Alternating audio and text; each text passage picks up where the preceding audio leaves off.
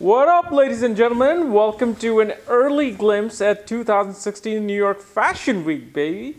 That's right. Welcome to official winter in the East Coast. Today was like 15 degrees in the morning, okay?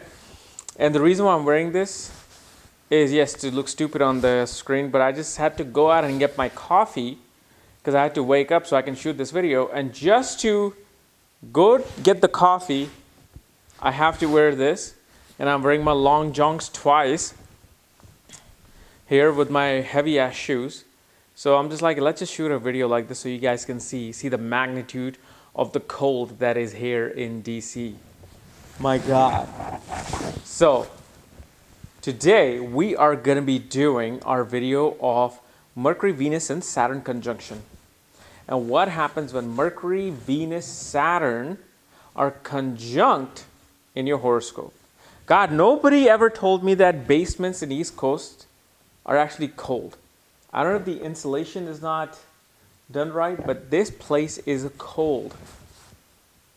And I don't even think we have a heating system down here. I have to even check that.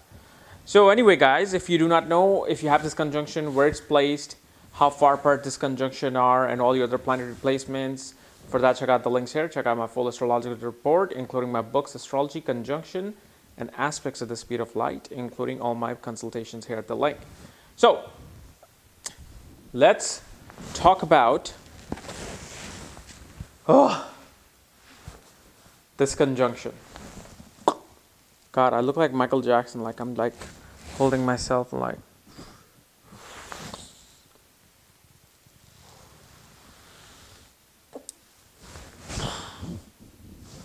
Yeah, I'm not going to throw these glasses away. They're way too expensive for me to throw them like Michael Jackson. So, Mercury, Venus, and Saturn conjunction. This is a very beautiful conjunction. Very beautiful conjunction because if you want to talk about friendships, if you want to talk about tightness in a friendship in amongst astrological planets, it is Mercury, Venus, and Saturn. Not even Sun, Mars, and Jupiter are as close because those planets are very principled planets. Those planets have a very strict agenda where Saturn, Mercury, and Venus, when they get together, they have fun. They have fun. Why? Why is it that the friendship between Sun, Mars, Jupiter, including Moon, is not as strong or as good as Mercury, Venus, and Saturn, especially in this day and age? Because of the fact these three planets originally control the Kama triangle, meaning the triangle of desires. 3rd, 7th, and 11th house. Originally from the zodiac belt, starting at Aries, Mercury rules the 3rd house of our hobbies or skills or egos.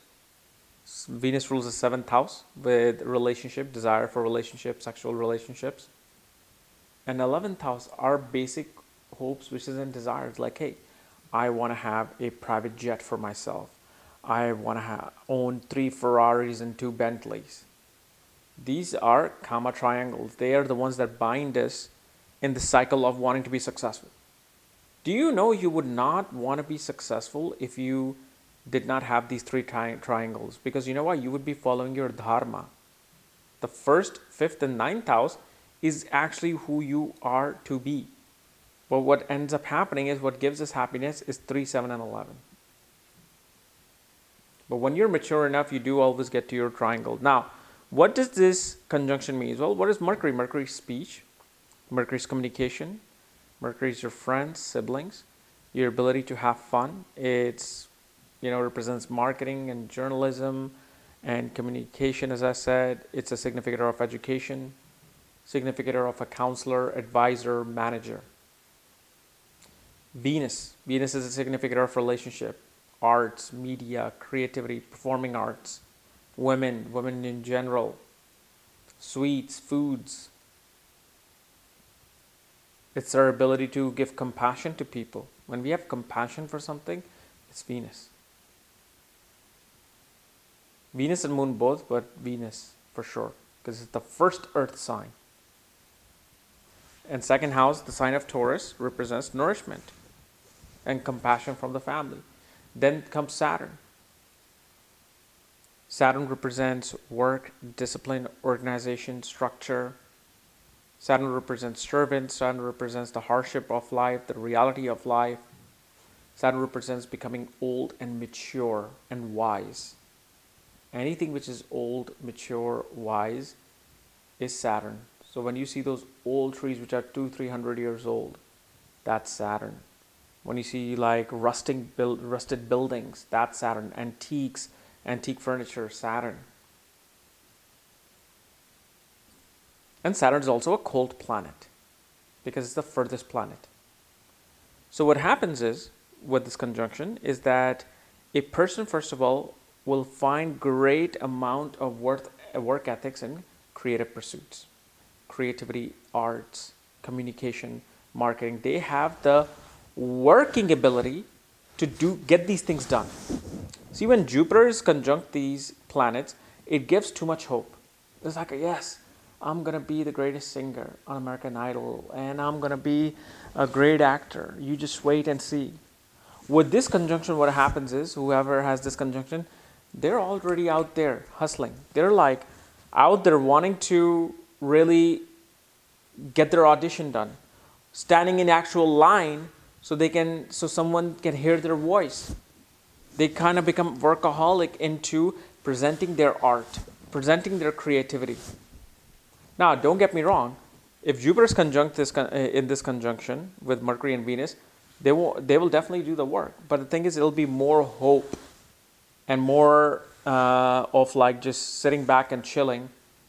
So if a person with this conjunction with Jupiter will go twice a week for audition, this person with Saturn will go 50 times a week for audition. So you can see the success rate. Also, these people are very good long communicators. They have the creative charm to talk. When they talk, they keep talking. But they will only talk when they are close to you. They will only talk when they feel a certain closeness as wisdom coming from you. Because Saturn is the biggest planet in this conjunction. Saturn is going to influence Mercury and Venus far more than these planets influencing Saturn. So Saturn is like, fine, go for creativity, go for friendships, go for communication. But only do it if it's worth it. So these people, what happens is, they become quite picky as to who they're going to have friendship with, who they're going to want to be hanging out with. So yes, there's that coldness with them because Saturn is still a cold planet.